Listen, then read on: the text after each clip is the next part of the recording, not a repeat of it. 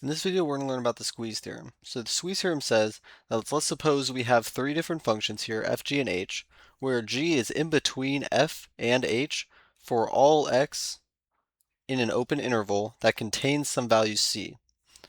If the limit as x approaches c of f is equal to the limit as x approaches c of h, and we can say that limit equals L, then the limit of g also equals L at c, which makes sense because if we have two functions that are on the outside of g and g is in between them, if the two limits of f and g equal one value, then g must also equal that value. You can think g is being squeezed between two functions.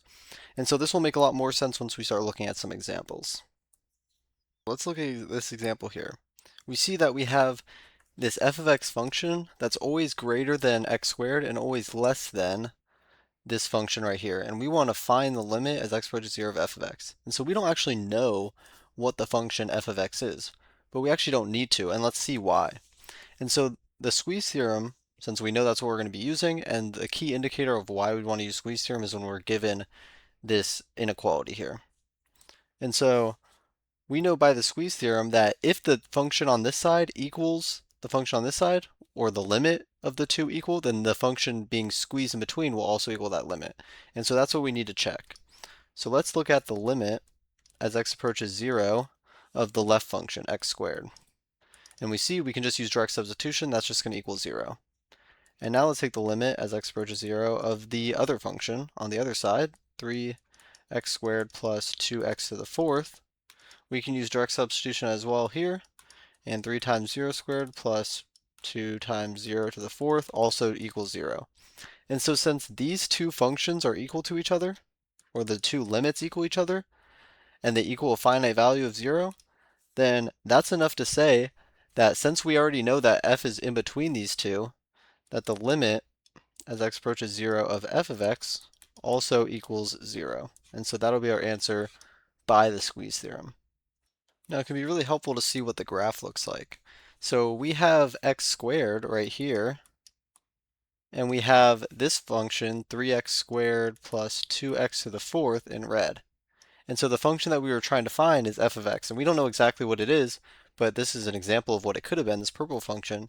And we see that right here at x equals 0, all the functions are squeezed together. So this f of x is being squeezed in between x squared and 3x squared plus 2x to the fourth. And so since these two limits on the outside equal each other, we knew that the function f of x also was going to have the same limit because it was in between those functions or equal to them at all points in the interval.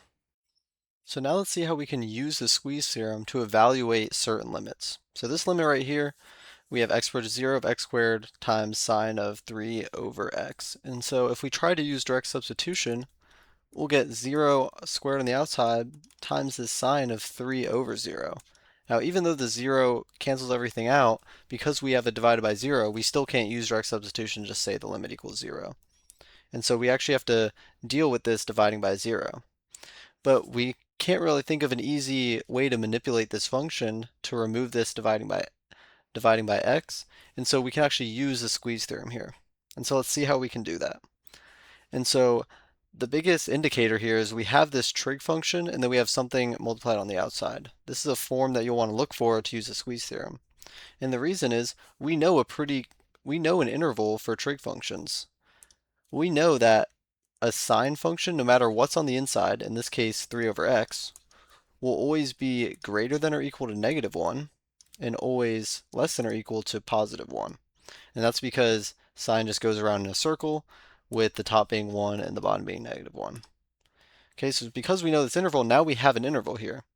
But we don't want the interval for sine of x, and these two functions are just 1. We need x squared times sine of x. So what we can do is multiply everything in the inequality by x squared. And so what that gives us is negative x squared is less than or equal to x squared times sine of 3 over x is less than or equal to positive x squared. And now we're trying to find the limit as x equals 0. Well, to use the squeeze theorem, the limit of each side must be the same. That's the key that we need. And so if we test this out, we can take the limit as x approaches 0 of negative x squared. Well, that equals 0. and the limit as x approaches 0 of positive x squared also equals 0. And so these were the two conditions that we needed to use the squeeze theorem. We needed these two limits to equal, and we needed an inequality where the function we're trying to evaluate is always greater than or equal to the left side and less than or equal to the right side. And now we have this. So with this information, by the squeeze theorem, we know that the limit as x approaches 0 of x squared times sine of 3 over x equals 0. And so that's how we can use the squeeze theorem to evaluate a limit that we can't easily manipulate.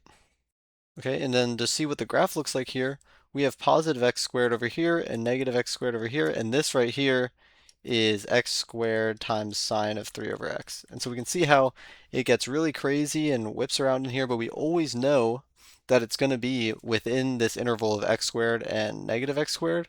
And so since these two basically squeeze the function at x equals 0, that's how we use that squeeze theorem to evaluate this limit. So hopefully that makes sense of this theorem. If you have any questions about it, please leave them down below, and thanks for watching.